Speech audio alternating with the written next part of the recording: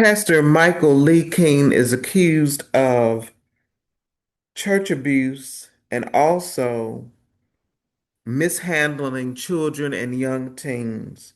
It's also other pastors involved who have been abusing children for years.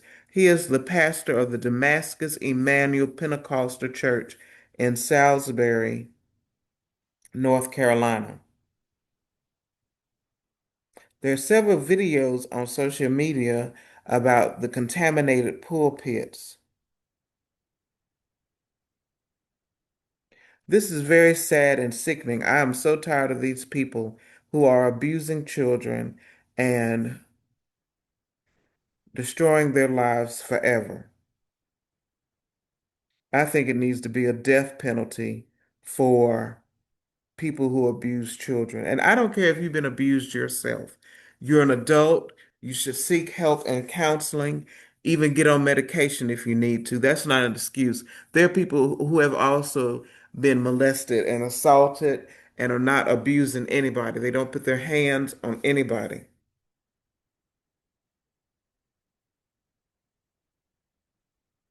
Maybe they need to start removing body parts. I'm sick of these people.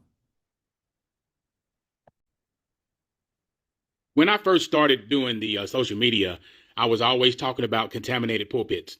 And I did a lot of stories and had a lot of testimonies of people who would come on and talk about what happened to them being a PK kid or being in the church, things like that. Don't get me wrong, I'm not putting down the church. I'm just putting down who we allow in the church or in the pulpit. Back in 2023, when I was doing those stories, I met a guy, wonderful guy. I met a guy named Bill Haley.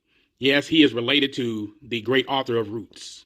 Bill started telling his story regarding what happened to him from his parents, how he was allowed to be violated, him and his sister, by different preachers and stuff. And this was allowed by his parents. He was violated, his sister was violated, and it just went on and on and on. But there was one name I remember him mentioning, and I always said the chickens are going to come home to roost one day.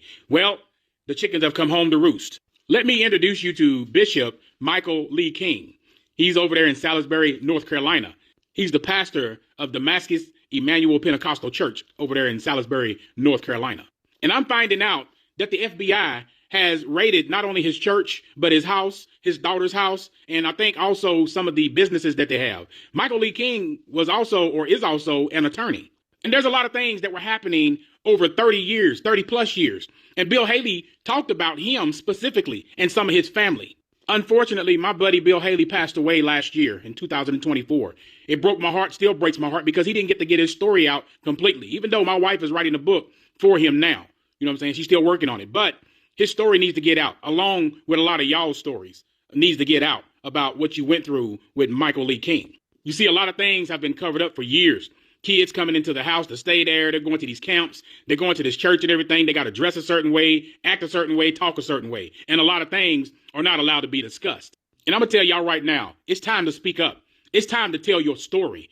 Inbox me. It's time to tell your story about what you endured as a child coming all the way up. Even those that are in the King family who were made to have children by your own kinfolk. And Bishop Michael Lee King told you then, I'm going to tell you now, the chickens have come home to roost. My name is Bill, and I'd love to tell you about how I became a survivor of being pimped by both of my parents and also how I survived being incested by both of them. I was born in the city of Memphis, Tennessee. I was reared up in a very religious home in that, we couldn't go to the movies, we couldn't dance, my sister couldn't wear pants. Father was an ordained evangelist of this national church that we were a part of, the largest African American church in a Pentecostal organization. They taught the wives to take whatever they had to take in order to stay married. And my mother believed that she was a national mother of the church. She offered her children, me and my sister, to my father to be his sexual slaves. There were things that we went through that just, I could imagine any child going through that. My earliest memories around the age of 4. He started by coming in and massaging my leg. And then maybe the next time was my leg in my private area. Then he wanted to perform on me as a child. Then it went into me performing on him. And I also went through, a situation where I was, he was having prison sex with me very often. My sister went through some of the same things, but she went through, to me, it's even worse because eventually she had to have several abortions because of this, and she also was molested by one of his brothers who also was a minister of the church. Eventually, our mother started having sex with us also. So you would think a mom would intervene and stop this and let's get away, let's run. No, she eventually she wanted to share. I noticed she liked to do that when he was not there, or when he went away to someone's house, or there were times when he left her. There were times where they were separated and he was gone. He was at a, I don't know, woman's house or man's house.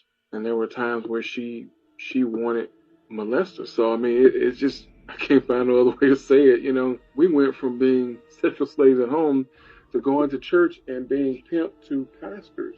The church itself has well over 4-5 million members worldwide. It's a large church, and it breaks down into states, and the states break down into jurisdictions. Jurisdictions break down in districts, and then you have a local church. So you got the pastor, you got the superintendent, you got the bishop, and that's pretty much how it's structured. I mean, we were pimped to several bishops in the church. Our father, his role was an evangelist. He was licensed as an evangelist. He traveled around. He preached in different churches, like every Sunday, every other Sunday, or whoever invited him. So we would travel with him to these churches. He would either offer us to be molested, be sexually abused by the pastor of this church, either before, after, or during service, having been molested by my father, who was a minister, and so many other ministers. I don't blame God for it. I don't go down the road of, well, God is not in control. Well, I say God is in control because I'm still here. I'm here to tell my story. He allowed me to go through that. I allowed my sister to go through that. Unfortunately, he knew that we had some strength in us somewhere in order to live through it, and that today we will be able to tell the story of how we were pimped and how we were molested, by our own parents. Why do I share my story? I want to help people. I want to talk, and maybe someone can listen and hear me talk. They will get some kind of encouragement from that. I've gotten 3 degrees. I've gotten a bachelor's degree. I've gotten 2 master's degrees. So I'm going to law school. I know my life is kind of like I should have went to law school when I first went after high school, but things happened and I got more money, where I was studying. So I said, well, I'll forget about it. Well, I'm 44 years old, and it's right back in my face. I just can't ignore it. I can't ignore it now. So I want to go to law school for religious rights, to protect the church, religious rights of the church, but I also want to protect civil rights. I want to help other people. How do I educate others of my past? Well, I know that being a man, being a male, that there are a lot of men out here who've been molested like me. Some probably have gone through worse. A lot of them probably gone through worse than what I've gone through. I want to help them, give them a voice, but I also want to give a voice to as many as would hear me. I would love to, I love to share my story now. I like to talk more about what we went through. I am writing a book. We are some close descendants of Alex Haley, who wrote the Book of Roots. I've given the name of the book is Twisted Root. I would like to help people because I'm still teaching myself by the Word of God on forgiving, and I think that forgiveness is very important. I think forgiveness is very powerful. Hate doesn't accomplish anything. Hate makes you more sick.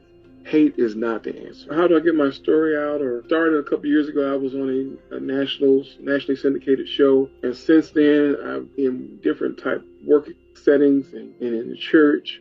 I have found a place for me to talk. Eventually, I believe